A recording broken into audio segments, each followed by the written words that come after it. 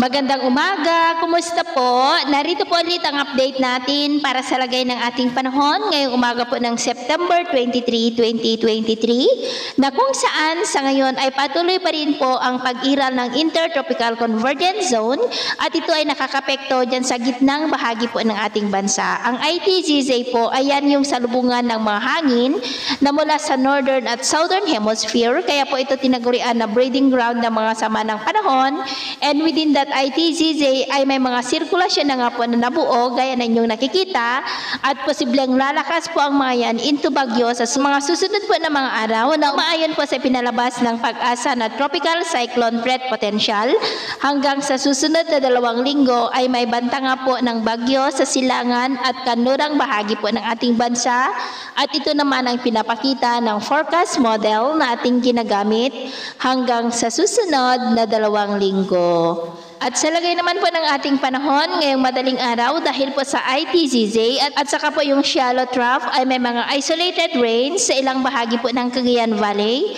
Pangasinan, Bataan, Quezon, Bicol Region, Mimaropa, Batangas, Panay Island, Negros, Bohol, Leyte, ilang bahagi ng Samar Provinces, Zamboanga Peninsula, Lanao del Sur, Maguindanao at Sulu Archipelago.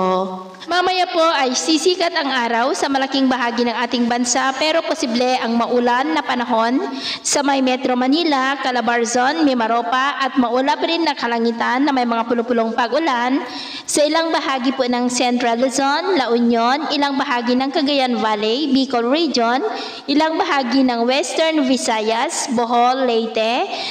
Sulu Archipelago at ilang bahagi po ng Zamboanga Peninsula. At mamayang hapon, mas mataas na ang tsansa ng maulap na kalangitan na may mga pulupulong pag-ulan sa mas malaking bahagi na po ng ating bansa.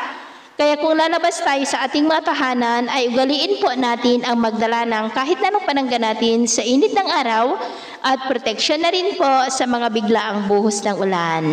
At sa atin naman pong mga baybayin, wala naman po tayong nakataas na anumang gale warning signals, pero iba yung pag-iingat lamang po kung papalaot tayo para mas makaiwas sa mga sakunang pangkaragatan. So, yun po ng latest update natin sa araw na ito. At ako po muli si James na nagsasabing, sa kahit anong pagsubok po na darating sa ating buhay, huwag na huwag po tayong mawawalan ng pag-asa. Thank you and God bless!